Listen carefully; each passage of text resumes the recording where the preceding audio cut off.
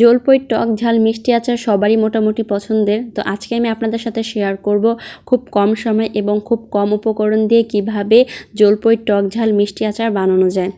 তো এর জন্য আমি এখানে 1 কেজির মতো জলপাই নিয়ে নিয়েছি এবং জলপাইয়ের জন্য প্রয়োজনীয় শুকনো উপকরণ যেমন তেজপাতা, শুকনো মরিচ, পাঁচফোড়ন নিয়ে নিয়েছি এবং একটা প্যানে শুকনো মরিচ, তেজপাতা এবং পাঁচফোড়ন নিয়ে নিচ্ছি এবং নিয়ে এটা একটু হালকা করে ভেজে নিব এবং ভেজে নেওয়া হয়ে গেলে এটা গুঁড়ো করে এক সাইডে রেখে দিব।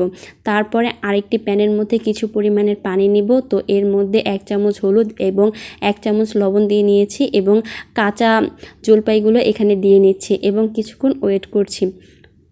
এবং কিছুক্ষণ ওয়েট করলে দেখবেন আস্তে আস্তে জলপাইয়ের কালারটাও চেঞ্জ হয়ে গেছে এবং জলপাইটাও সিদ্ধ হয়ে গেছে। এই পর্যায়ে এরকমভাবে সিদ্ধ হয়ে গেলে এই পর্যায়ে আপনারা জলপাইগুলো নামিয়ে নেবেন এবং জলপাইগুলো ঠান্ডা করে নেবেন।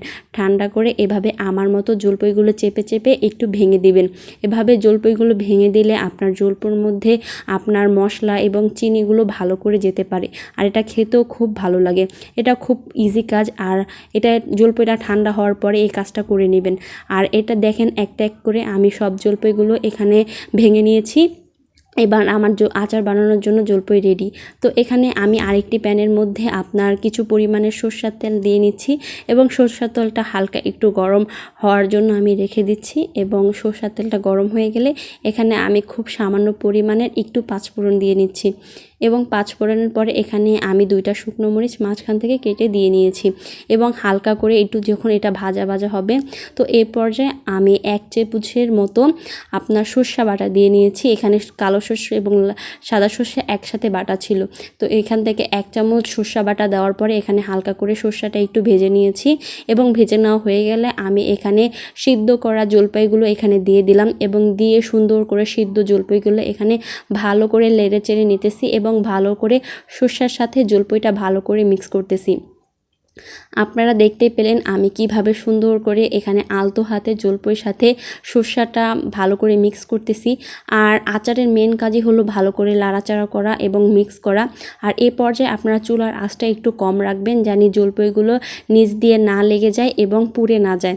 এই কাজটা আস্তে আস্তে আপনারা করার চেষ্টা করবেন এবং ভালো করে লাড়াচাড়া করবেন। ভালো করে লাড়াচাড়া করতে করতে যখন হালকা একটু ভাজা হয়ে যাবে এই পর্যায়ে 1 চামচের মতো একটু লাল মরিচের গুঁড়ো দিয়ে নেবেন এবং লাল মরিচের গুঁড়ো দিয়ে এখানে কিছুক্ষণ ওয়েট করে তারপর এর মধ্যে ভেজে রাখা পাঁচফোড়নের গুঁড়ো দিয়ে দিবেন এবং গুঁড়ো দিয়ে একটু আবারও লাড়াচাড়া করবেন। আবারও 2 মিনিটের মতো লাড়াচাড়া করে পাঁচফোড়নের মশলাটা আর জলপাই সুন্দর করে ভালো করে মিক্স করে নেবেন। ভালো করে মিক্স করে 2 মিনিটের মতো এখানে জলপাইটা একটু রেখে দিবেন। তার মধ্যে এখানে আপনারা চিনি দিয়ে দিবেন আর চিনির পরিমাণটা আপনারা আপনাদের স্বাদ অনুযায়ী আর আপনারা কতটুকু মিষ্টি খেতে চান এর উপর ভিত্তি করে দিবেন।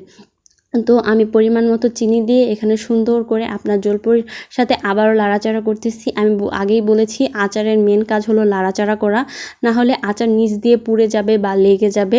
নিচ দিয়ে পুড়ে গেলে এটা খেতে অতটা ভালো লাগে না আর একটা পোড়া পোড়া গন্ধ আসে। তো এর জন্য ভালো করে শুধু লাড়াচাড়া করতে হবে আচারে।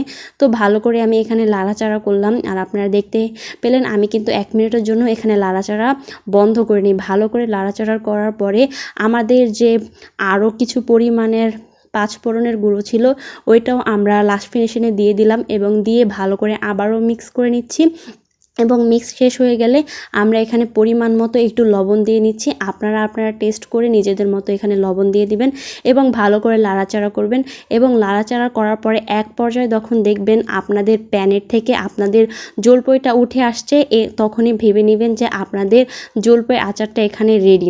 তো এভাবেই আমার জলপাই আচারটা আমি এভাবেই বানাই আর আপনারা দেখতেই পাচ্ছেন আমার জলপাইয়ের আচারটা এবং এর জলপাইয়ের আচারের কালারটা কত সুন্দর হয়েছে। আর আপনারাও এভাবে বাসায় জলপাইয়ের আচার বানাবেন আর আমাকে বলবেন যে আপনাদের আচারটা কতটা পারফেক্ট হয়েছে আর আপনাদের কাছে আজকের ভিডিওটা কেমন হয়েছে এটা আমাকে কমেন্টে জানাবেন। আল্লাহ হাফেজ।